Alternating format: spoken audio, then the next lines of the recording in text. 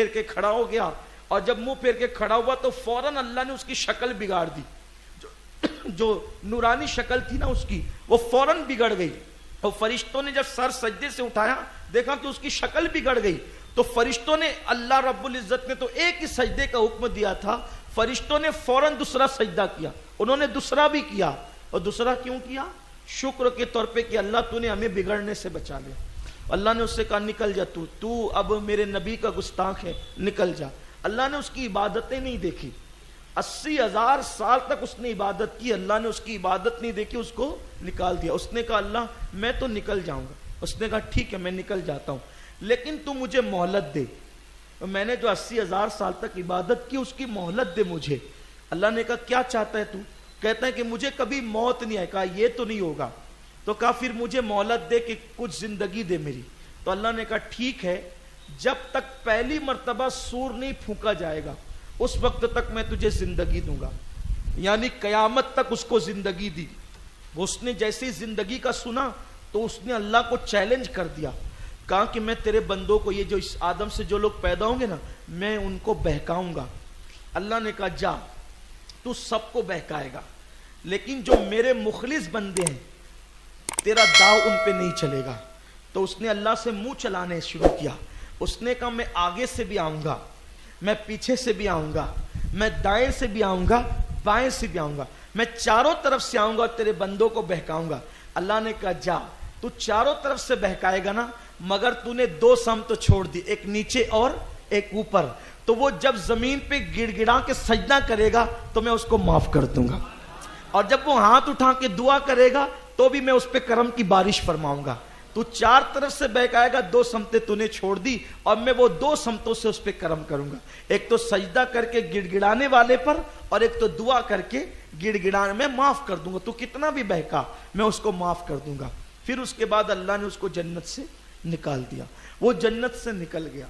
وہ اب اس فراق میں رہتا تھا کہ کسی بھی طرح میں آدم کو معاذ اللہ ذلیل کروں, استغفر اللہ. تو اللہ نے کیا کیا, فرشتوں نے سجدہ کیا تو اللہ نے کہا آدم جاؤ, تم جنت میں رہو, تم جنت میں رہو. تو فرشتے آدم علیہ السلام کے ساتھ جنت میں رہتے, آدم فرشتوں کے ساتھ جنت میں رہتے بڑی شان سے. ایک دن آدم علیہ السلام نے عرض کی اللہ تیری جنت میں کوئی میری طرح نہیں ہے, کس کی کو میری طرح پیدا کر. تو اللہ نے حضرت آدم علیہ السلام پر اونگ طاری کی, کیونکہ جنت میں نیند نہیں ہے, نیند نہیں ہے. تو اللہ نے اونگ طاری کی اور حضرت آدم کی بائیں پسلی سے حوا کو پیدا کیا. یہ حوا بنائے حی سے, چونکہ یہ زندہ سے پیدا کی گئی ہے اس لیے ان کا نام حوا ہوا, یعنی زندہ سے پیدا ہونے والی. بہت خوبصورت تھی حضرت حوا. آدم علیہ السلام جیسے اس کے قریب جانے لگے, اللہ نے کہا رک, ابھی تیرا نکاح نہیں ہوا. تو اللہ نے فرشتوں کی موجودگی میں حضرت آدم علیہ السلام کا نکاح کروا دیا.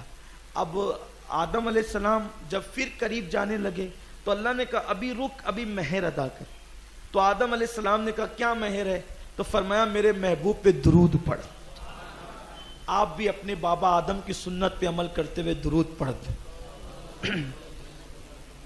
اللہ رب محمد صلی اللہ علیہ وسلم نحن عباد محمد صلی اللہ علیہ وسلم. فرمایا میرے محبوب پہ درود پڑھ. بعض روایتوں میں آتا ہے کہ 2 مرتبہ پڑھ, بعض میں آتا ہے کہ 7 مرتبہ پڑھ, بعض میں آتا ہے 17 مرتبہ پڑھ, بعض میں آتا ہے 10 مرتبہ پڑھ, بعض میں آتا ہے 20 مرتبہ پڑھ. تعداد پتہ نہیں کتنی ہے, الگ الگ روایتیں, لیکن اس پر سب متفق ہے کہ درود پڑھ. اس سے پتہ چلا کہ حضور علیہ الصلوۃ و تسلیم پہ درود پڑھا تو حوا آدم علیہ السلام کے لیے حلال ہو گئی. اب آدم و حوا دونوں جنت میں شان سے رہنے لگے. اللہ نے کہا یہ ایک درخت ہے, اس درخت کے قریب نہیں جانا, اس کے پاس نہیں جانا. اور اللہ تبارک و تعالیٰ خود فرماتا ہے, آپ نے سنا ہے آج تراوی میں, کہ اللہ نے آدم علیہ السلام پر بھول طاری کر دی. دیکھو جو نبی ہوتا ہے نا وہ گناہ نہیں کرتا. گناہ کسے کہتے ہیں؟ جان بوجھ کر اللہ کی نافرمانی کرنے کو گناہ کہتے ہیں. اور بھول سے ہو جائے, جیسے کوئی بندہ روزے کی حالت میں جان بوجھ کے پانی پی لے, روزہ ٹوٹ جائے گا. کھا لے تو روزہ ٹوٹ جائے گا، لیکن اگر بھول سے کھایا تو روزہ نہیں ٹوٹے گا۔ تو اس کا مطلب بھول سے گناہ نہیں ہوتا۔ بھول اللہ تعالیٰ نے بھول طاری کر دی آدم علیہ السلام پر۔ آدم علیہ السلام کو اب اور ان کی بیوی حضرت حوا کو شیطان نے بہکانا شروع، وسوسے ڈالنا شروع کیا۔ جنت میں اس کا داخلہ ختم ہو گیا تھا، اب وہ جنت میں نہیں جا سکتا تھا۔ بعض لوگ بیان کرتے ہیں کہ وہ مور پہ چل کر کے گیا، سانپ پر بیٹھ کر کے گیا، یہ سب من گڑی گڑت روایت ہے، ایسا کچھ نہیں۔ جب اس کو جنت سے نکال دیا گیا تب وہ جنت میں نہیں جا سکتا تھا۔ پھر اس نے بہکایا کیسے؟ اس زمین پہ رہ کر اس نے وسوسے پھینکے، جیسے وسوسے ڈالتے ہیں ہمارے دلوں کے اندر، تو وسوسے ڈالے۔ کیسے وسوسے؟ اس نے یہ بتایا کہ اگر تم لوگ وہ درخت سے گندم نہیں کھاؤ گے، شجر ممنوع نہیں کھاؤ گے، تو اللہ تمہیں موت دے گا۔ اور کیسے موت دے گا؟ بہت تڑپ تڑپ کے مرو گے۔ اس نے زبان باہر نکال لی، آنکھیں بڑی بڑی کر لی، تڑپنے لگا۔ تو حضرت آدم و حوا نے منظر دیکھا تو کہا کہ اگر اس طرح کیا نا کہ تم نے وہ نہیں کھایا تو ایسے مرو گے تڑپ تڑپ کر، اور اگر یہ تم نے گندم کھا لیا، شجر ممنوع کھا لیا، تو پھر یاد رکھنا کہ تمہیں کبھی موت نہیں آئے گی اور تم ہمیشہ جنت میں رہو گے۔ تب ظاہر سی بات ہے انسان تو انسان ہوتا ہے۔ حضرت آدم علیہ السلام پہ بھول ہوئی، اور چونکہ زمین پر تو آنا تھا، کیونکہ اللہ نے پیدائش سے پہلے کہا تھا کہ میں زمین پر اپنا خلیفہ بھیجنے والا ہوں۔ تو بھئی اگر وہ شجر ممنوع نہ کھاتے تو آدم زمین پہ کب آتے؟ تو اللہ بھی بہانے پیدا کرتا ہے نا، اسباب پیدا کرتا ہے۔ تو اللہ تعالیٰ نے ان پہ بھول طاری کر دی اور انہوں نے وہ کھا لیا۔ جیسے ہی کھایا ان لوگوں نے تو جنت کا لباس ان کے جسم سے، وہ جنتی لباس پہنے ہوئے تھے، اتر گیا۔ یہاں ایک خاص بات عرض کر دوں، اگر آدم سے بھول کر لغزش ہوتی ہے، لغزش پیغمبرانہ، تو جنتی لباس اتر جاتا ہے، جنت سے نکال دیے جاتے ہیں۔ ہم تم جیسے گناہ کریں گے تو اپنا انجام کیا ہوگا؟ سوچئے، اسی لیے اللہ کی نافرمانی کرنے سے پرہیز کرنا چاہیے۔ گناہ کرنے سے ترقی رک جاتی ہے، گناہ کرنے سے ترقی چھین لی جاتی ہے۔ تو جنت کا لباس اتر گیا، اب دونوں ہو گئے بغیر لباس کے، تو ایک دوسرے سے شرم کرتے تھے۔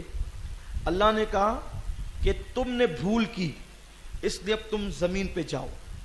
تو حضرت حوا کو جدہ میں اتارا۔ یہ جو شہر بنا نا جدہ شریف، وہ جدہ کا نام جدہ اسی لیے پڑا، الجدتوں کا معنی ہوتا ہے دادی کے، کیونکہ وہاں حضرت حوا اتری تھی۔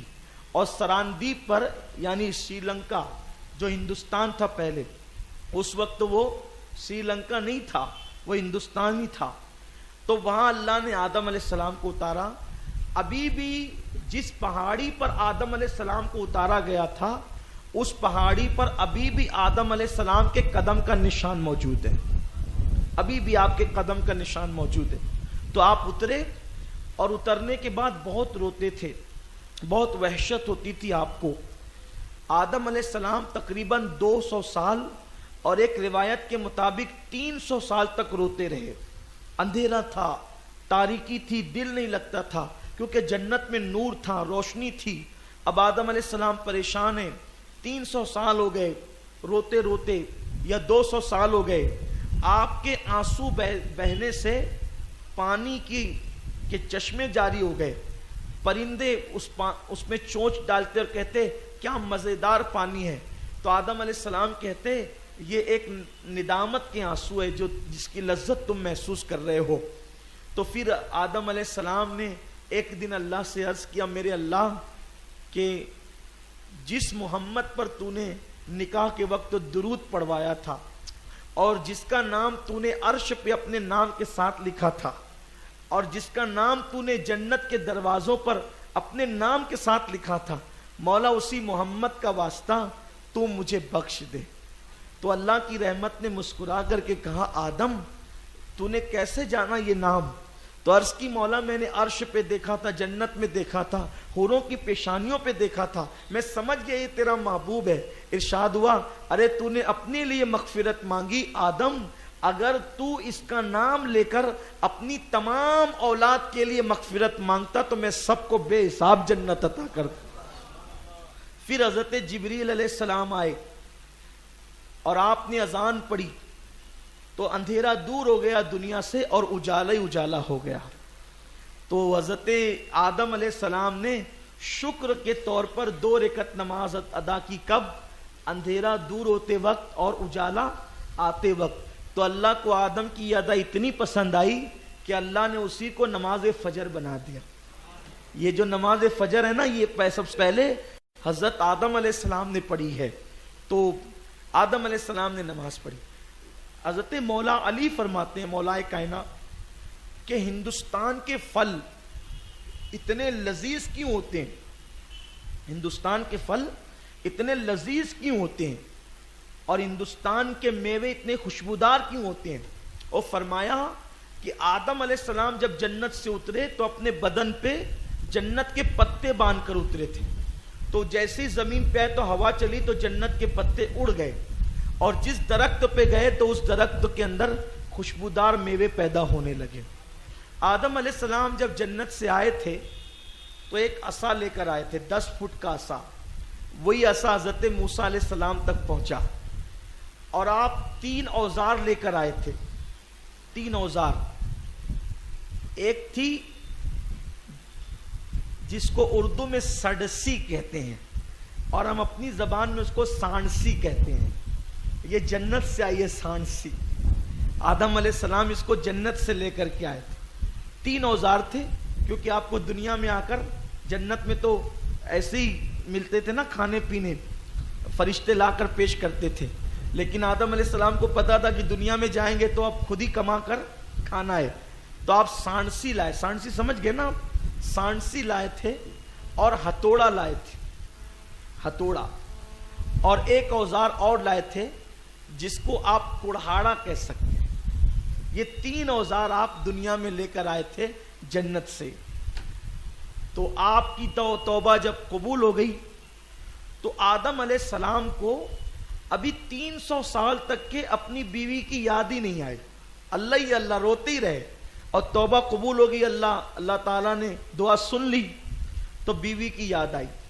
تو آدم علیہ السلام بیوی سے ملنے چلے. بیوی سے ملنے چلے تو آدم علیہ السلام 7 قدم کے اندر مکہ مکرمہ پہنچے. آدم علیہ السلام کا ایک قدم سوچو کتنا لمبے فاصلے پر ہوگا کہ آپ 7 قدم میں ہندوستان سے مکہ مکرمہ پہنچے. اس کا مطلب ہندوستان کتنا مقدس ملک ہے کہ پہلا انسان یہاں آیا، پہلا نبی یہاں آیا، پہلی اذان یہاں ہوئی، پہلی نماز یہاں ہوئی، پہلا حاجی ہندوستان ہی سے چلا مکہ المکرمہ. تو آدم اور حوا کی ملاقات ہوئی میدان عرفات میں. العرفہ کہتے ہیں پہچاننے کو. اور دونوں میاں بیوی، ہماری امی اور ہمارے ابا، حوا اور آدم وہاں ملے.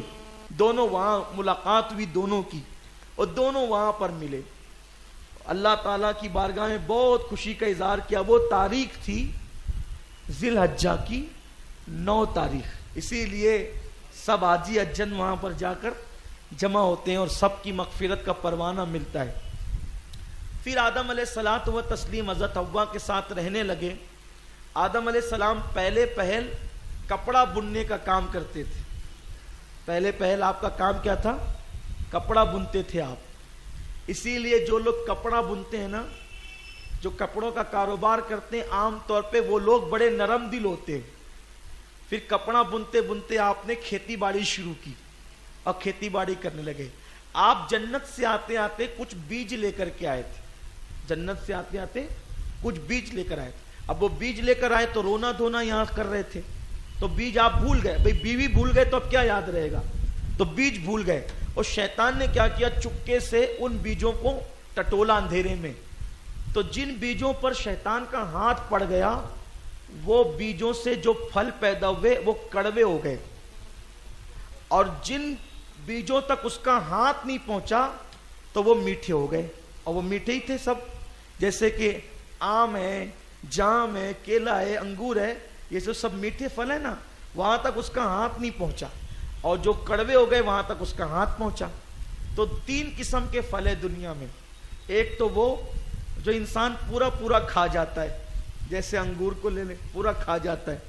ایک وہ ہے کہ اوپر کا حصہ کھاتا ہے اور گٹلی پھینک دیتا ہے، جیسے آم کو لے لیں، اور ایک وہ ہے کہ چھلکا پھینکتا ہے اور گودا کھاتا ہے، جیسے کیلے کو لے لیں۔ یہ تین قسم کے پھل ہیں۔ یہ آدم علیہ السلام اس کی قلم، اس کے بیج لائے تھے جنت سے۔ اسی لیے اگر جنت کے پھلوں کی لذت چکھنا ہے تو اس کا کچھ حصہ ان پھلوں، کچھ ہے ان پھلوں کے اندر۔ اب جب کچھ میں اتنا لطف آتا ہے تو سب کچھ جس میں ہے اس میں کتنا لطف آتا ہوگا۔ تو جانا ہے نا جنت میں، کیسے جائیں گے جنت میں؟ جنت سے نکالے گئے کھانے کے لیے، بھائی کھائے تو جنت سے نکالے گئے، اب جائیں گے کیسے؟ کھانا چھوڑ دو، جنت میں چلے جاؤ گے۔ اور وہی مہینہ آ گیا کہ کھانا چھوڑ دو، کھانا چھوڑو گے نا، روزہ رکھو گے تو کھانا چھوڑو گے۔ بھائی کھائے تھے تو نکلے، اب کھانا چھوڑ دیا تو داخل ہو جائیں گے۔ تو الحمدللہ آپ لوگ کھانا چھوڑنے والے لوگ، کل سے انشاءاللہ روزے کی شروعات ہو رہی ہے، بہانے بازی مت کرنا، اور میں بیمار اور میرا یہ، ایک روزہ رمضان شریف کا چھوٹے گا، پوری زندگی روزہ رکھو گے تو اس کی فضیلت نہیں پا سکو گے۔ عورتوں سے بھی کہتا ہوں کہ بہانے بازی نہیں کریں، روزہ رکھیں، جن دنوں اللہ نے معاف کیا ان دنوں معاف ہے۔ تو سیدنا آدم علیہ السلام جو ہے کھیتی باڑی کر رہے ہیں، پھل آپ نے بوئے ہیں، اب آپ اپنے کام میں لگ گئے۔ تو آدم علیہ السلام کو بچے پیدا ہونے لگے۔ حضرت حوا سے تقریباً آپ کو 80 یا 100 بچے پیدا ہوئے۔ حضرت حوا سے کتنے؟ 80 یا، معتبر روایت یہی ہے۔ کچھ لوگ جو ہے وہ کبھی کبھی بول دیتے ہیں، اللہ کی روایتیں اور بھی ہے، کوئی ہزاروں کہتے ہیں، وہ ہزاروں کیسے ہیں ابھی اس کا ذکر آتا ہے۔ تو 2 بچے پیدا ہوتے تھے ایک ساتھ، توجہ آپ کی، ایک ساتھ 2 بچے پیدا ہوتے تھے۔ تو ان کی شادیاں کیسے ہوتی تھی کہ پہلے جو بیٹا بیٹی پیدا ہوئے، سمجھ لو کہ کل جو بیٹا بیٹی پیدا ہوئے اور آج جو بیٹا بیٹی پیدا ہوئے، تو یہ دونوں کا نکاح کیسے ہوتا تھا؟ کل کی بیٹی اور آج کا بیٹا، اور آج کی بیٹی اور کل کا، یعنی یوں جو ہے وہ جوڑی لگائی جاتی تھی، یوں کہ ادھر سے ادھر، کل کی بیٹی آج کا بیٹا۔ اور وہ دونوں سگے بھائی نہیں ہوتے تھے، سگے بھائی تو اب ہوتے نا، اب کا حکم الگ ہے، اس وقت کا حکم الگ تھا۔ تو اسی میں ایک بیٹا بڑا نالائق پیدا ہوا، اس کا نام تھا قابیل، اور قابیل کے ساتھ جو اس کی سگی بہن پیدا ہوئی تھی اس کا نام تھا اقلیمہ، اور ایک بیٹا تھا حابیل، اور اس کے ساتھ جو پیدا ہوئی تھی اس کا نام تھا لوا۔ تو اس طریقے سے قابیل یہ چاہتا تھا کہ اقلیمہ سے نکاح ہو۔ آدم علیہ السلام نے کہا یہ تیرے لیے، تیری سگی بہن ہے تو یہ تیرے لیے حلال نہیں ہے۔ اس نے کہا نہیں، میں اسی سے نکاح کروں گا۔ تو آدم علیہ السلام نے کہا ایک کام کرو، تم دونوں نیاز کرو۔ کیا کرو؟ نیاز۔ جس کی نیاز قبول ہوگی اسی کو اقلیمہ ملے گی۔ اس سے پتہ چلا کہ مراد پانے کے لیے نیاز کرنا کرانا یہ آدم علیہ السلام کی سنت ہے۔ تو دونوں نے نیاز کی۔ تو قابیل نے نیاز میں کیا کیا کہ وہ کھیتی میں حضرت آدم علیہ السلام کے ساتھ ہاتھ بٹاتا تھا، تو اس نے جو سڑی پڑی جو بالیاں تھی نا گیہوں کی، وہ لا کر کے نیاز میں رکھ دی۔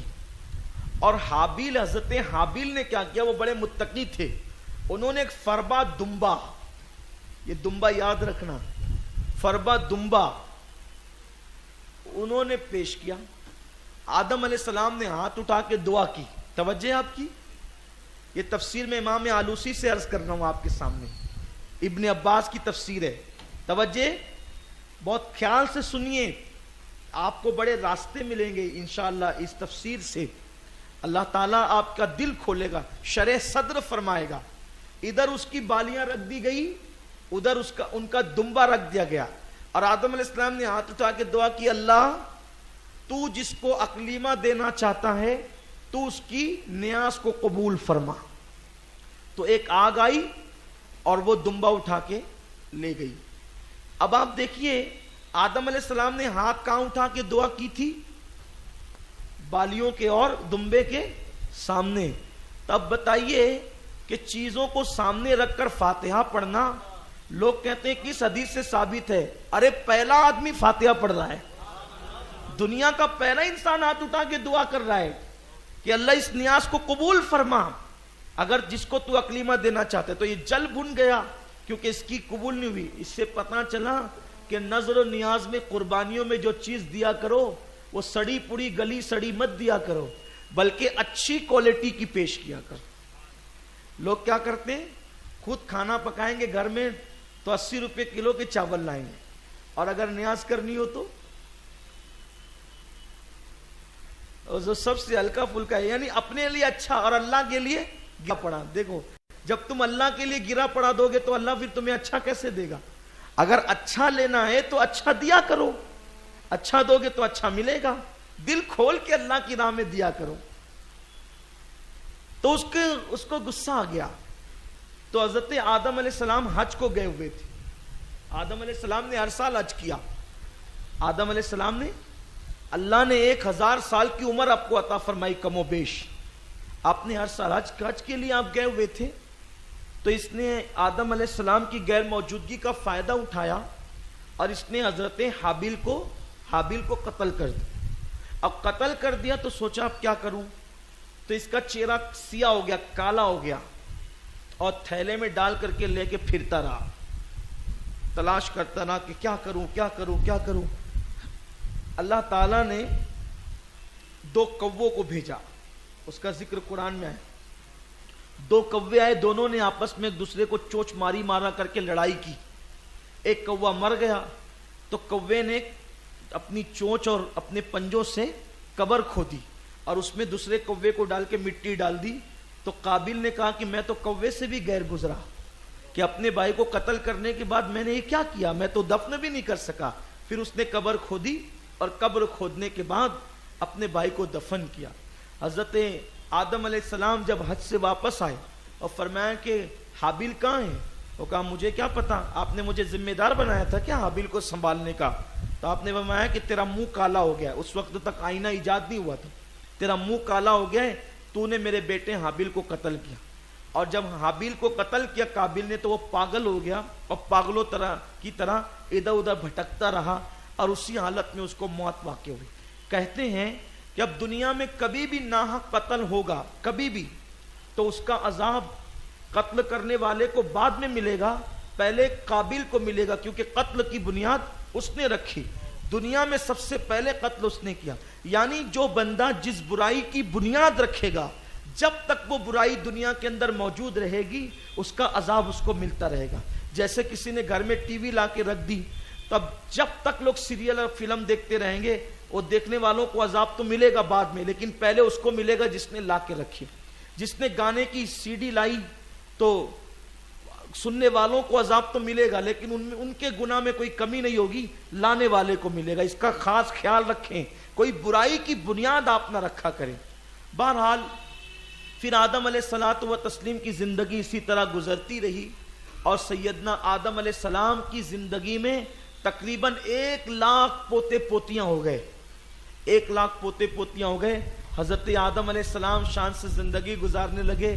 ایک دن حضرت آدم علیہ السلام نے اپنے بیٹوں کو کہا، میرے بیٹو بہت دن ہو گئے جنت سے نکلے ہوئے، 1000 سال ہو گئے تھے نا کم و بیش، بہت دن ہو گئے جنت سے نکلے ہوئے، مجھے جنت کے میوے کھانے کی یاد آ رہی ہے. میں چاہتا ہوں کہ میں جنت کے میوے کھاؤں، جنت کے پھل کھاؤں. تو بچوں نے کہا، پوتا پوتیوں نے کہا کہ بابا کیسے ہوگا، جنت کے پھل ہم آپ کو لا کے کہاں سے دیں گے؟ تو فرمایا کہ تم مکہ شریف جاؤ. مکہ شریف جب تم جاؤ گے تو وہاں تمہیں فرشتے ملیں گے تو کوئی نہ کوئی سبیل پیدا ہو جائے گی. تو جب ان کے کچھ پوتے مل کر کے جو ہے وہ پوتے پوتیاں مل کر بیٹے مل کر سب لوگ گئے وہاں مکہ شریف. تو وہاں حضرت جبریل اور میکائیل علیہ السلام سے ملاقات ہوئی. تو انہوں نے پوچھا کہ آدم علیہ السلام کا کیا حال ہے؟ تو انہوں نے عرض کیا کہ وہ تو جنت کے میوے مانگتے ہیں آج کل. تو کہا اچھا ٹھیک ہے چلو. وہ سب آئے اور حضرت جبریل نے کہا جنت کے میوے کھانا ہے تو اب دنیا سے چلنا پڑے گا، چلیے وقت آ گیا ہے.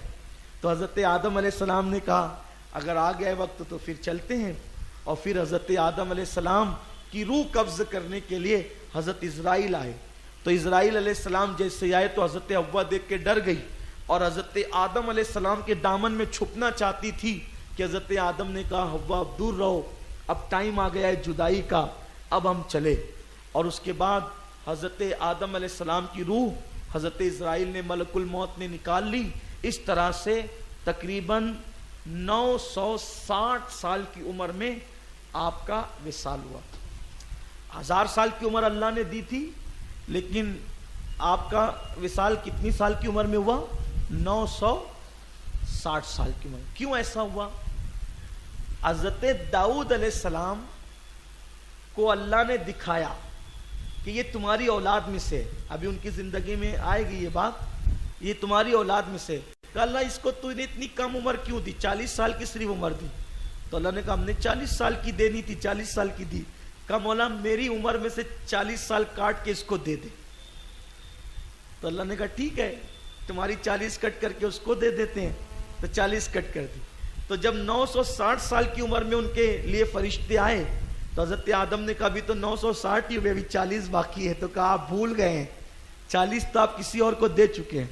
اور ایک روایت میں یہ بھی آیا ہے کہ آدم جب تو بندہ ہو کے اپنی 40 دے سکتا ہے تو جا ہم نے تیری 40 اور بڑھا دی, تجھے بھی گویا کہ 1000 سال کی عمر عطا کر دی. مختلف روایتیں.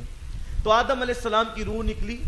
پھر اس کے بعد حضرت جبریل علیہ السلام نے ان کے پوتا پوتیوں سے کہا دیکھو ہم جیسا کرتے ہیں تم لوگ غور سے دیکھو, اور اس کے بعد جب کسی کا انتقال ہوگا تو تم لوگ ایسے ہی کرنا جیسے ہم کر رہے ہیں. اور پھر ان لوگوں نے کیا کیا,